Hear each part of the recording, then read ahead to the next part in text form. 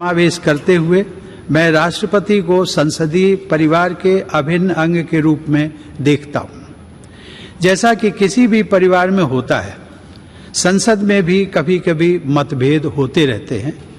आगे का रास्ता कैसे तय करना है, इस विषय पर विभिन्न दलों के विचार अलग अलग हो सकते हैं, लेकिन हम सब संसद रूपी परिवार के सदस्य हैं, जिनकी सर्वोच्च प्राथमिकता है राष्ट्र रूपी विशाल संयुक्त परिवार के हित में निरंतर कार्य करते रहना।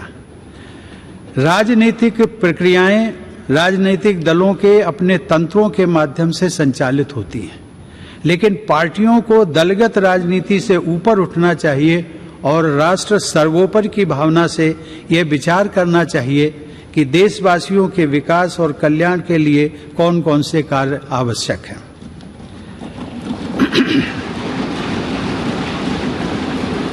जब हम पूरे राष्ट्र को एक विशाल संयुक्त परिवार के रूप में देखते हैं, तो ये समझ में आता है कि पारिवारिक मतभेदों को सुलझाने के अनेक रास्ते हो सकते हैं, जो शांति, सद्भाव और संवाद पर आधारित होते हैं। विरोध प्रकट करने के अनेक संवैधानिक रास्ते राजनीतिक दलों और नागरिकों को उपलब्ध हैं।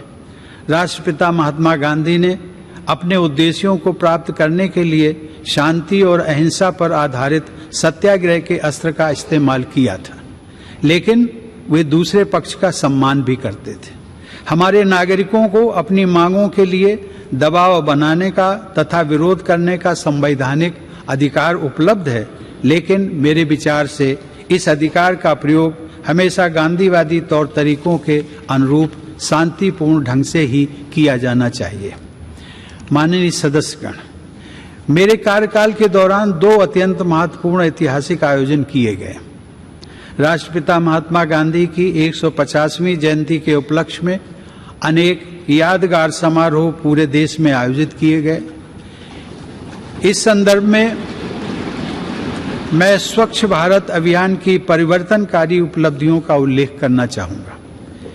यह कहा जा सकता है कि स्वच्छता का यह राष्ट्रीय अभियान सरकार और देशवासियों की ओर से महात्मा गांधी के प्रति सच्ची श्रद्धांजलि रहा है।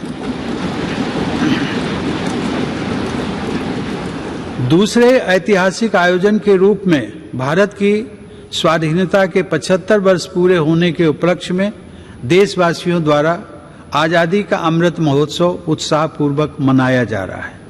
मैं इन दोनों ऐतिहासिक अवसरों से जुड़े अत्यंत प्रभावशाली आयोजनों के लिए देश की जनता व सरकार को बधाई देता हूं।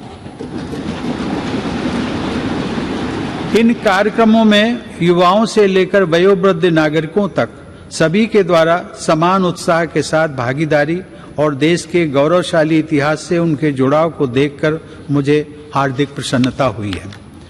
माननीय सदस्यगण, वर्ष 2020 में देखते देखते हमारी दुनिया बदल गई। लगभग 100 साल बाद एक वैश्विक महामारी ने मानवता को झकझोर कर रख दिया। कोविड-19 की त्रासदी के दुष्परिणामों से पूरी दुनिया अब तक जूझ रही है। वर्तमान परिप्रेक्ष्य में हम सब ये आशा करते हैं कि पूरा विश्व समुदाय इस महामारी से भविष्य के लिए उपयोगी सबक हासिल करेगा। पहला सबक यह है कि मानव समाज ये भूलने लगा था कि वह प्रकृति का ही एक अभिन्न हिस्सा है।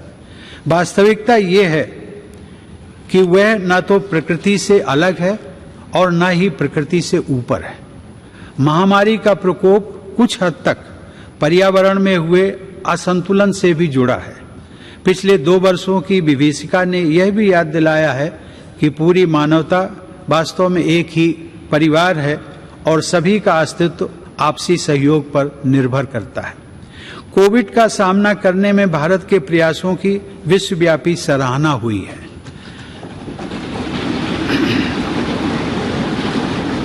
सबके प्रयास से हमने केवल 18 महीने में ही 200 करोड़ वैक्सीन लगाने का लक्ष्य प्राप्त किया है। कोरोना काल में हमने 80 करोड़ लोगों को मुफ्त राशन भी पहुंचाया। यदि हम अपनी नीतियों के निर्धारण में इस वैश्विक महामारी से प्राप्त शिक्षाओं को अपनाते हैं तो मुझे लगता है कि भविष्य में किसी गंभीर आपदा के आने पर उसका सामना हम अधिक दक्षता और आत्मविश्वास के साथ कर सकेंगे। जलवायु परिवर्तन अब वाद विवाद का विषय नहीं रह गया है, बल्कि इसके परिणाम हमारे जीवन को सीधे सीधे प्रभावित करने लगे हैं। प्रकृति के प्रति सम्मान का भाव तथा मानवता की साझा नियति में विश्वास पर्यावरण की रक्षा करने में हमारी मदद कर सकता है। इस संदर्भ में ग्लोबल क्लाइमेट एक्शन में भारत की अग्रणी भूमिका तथा ऊर्जा के वैकल्पिक स्रोतों को बढ़ावा देने की पहल विशेष रूप से सराहनीय है।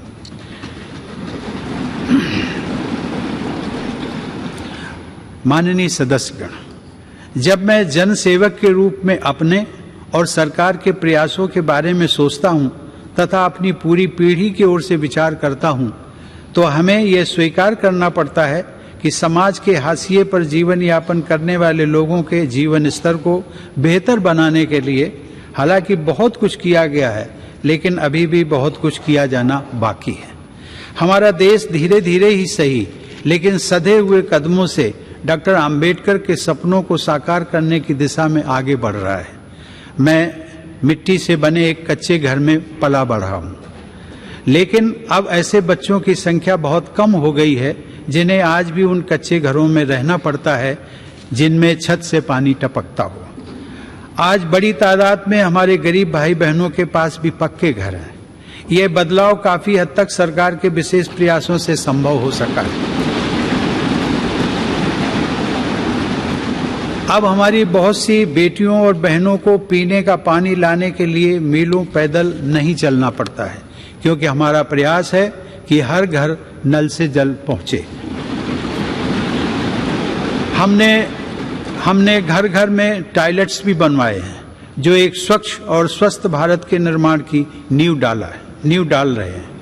सूर्यास्त के बाद लालटेन या दिया जलाने की यादें भी पुरानी हो रही हैं, क्योंकि लगभग सभी गांव तक बिजली का उजाला पहुंच गया है। जैसे जैसे हमारे देशवासियों की बुनियादी जरूरतें पूरी हो रही हैं, उनकी आकांक्षाओं में भी बदलाव आ रहा है।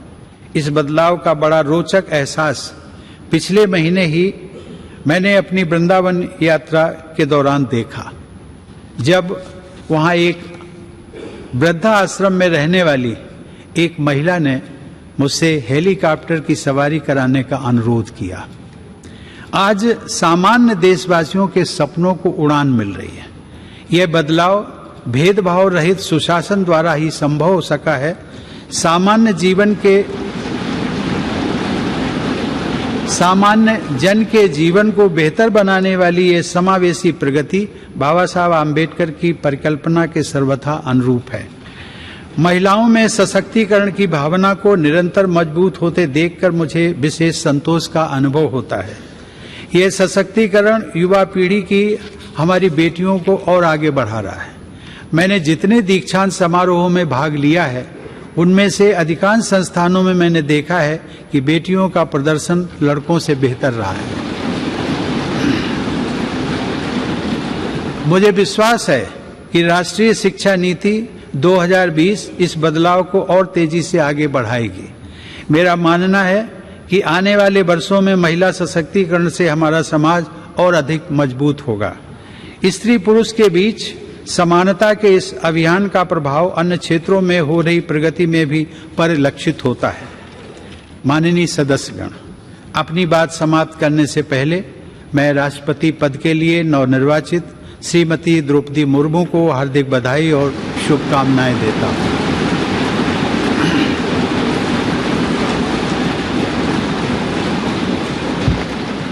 सर्वोच्च संवैधानिक पद पर उनका चुनाव महिला सशक्तिकरण को बढ़ाने के साथ साथ समाज के संघर्षशील लोगों में महत्वाकांक्षा का संचार करने वाला है।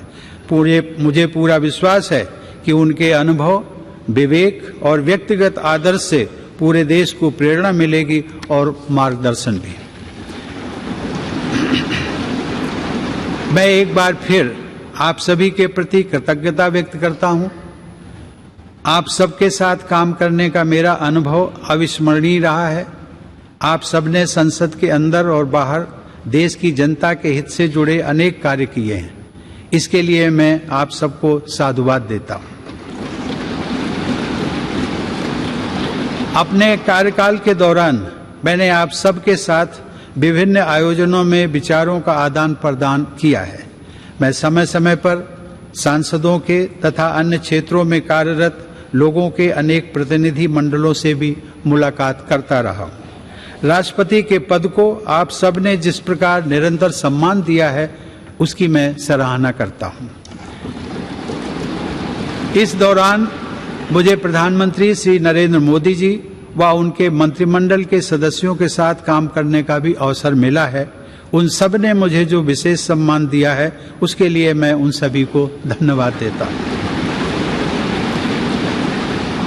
मैं उपराष्ट्रपति जी श्री एम वेंकैया नायडू को उनके सतत सहयोग के लिए धन्यवाद देता हूं।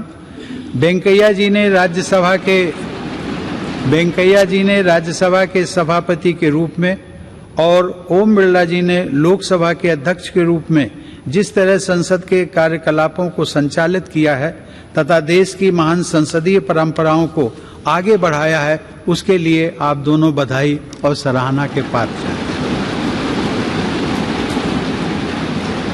मुझे राज्यों के राज्यपालों व मुख्यमंत्रियों तथा केंद्र शासित प्रदेशों के उपराज्यपालों व प्रशासकों से भी पूरा सहयोग मिलता रहा है। उन सबके प्रति भी मैं आभार व्यक्त करता हूं।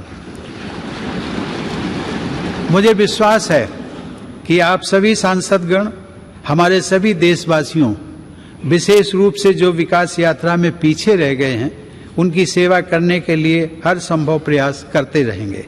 साथ ही आप सब हमारे महान संविधान के अनुरूप सर्वोच्च लोकतांत्रिक परंपराओं को और भी मजबूत बनाएंगे। मेरी शुभकामना है कि आप सब समाज व राष्ट्र को और अधिक मजबूत बनाने के अपने प्रयासों में सफलता प्राप्त करें। धन्यवाद। जय हिंद।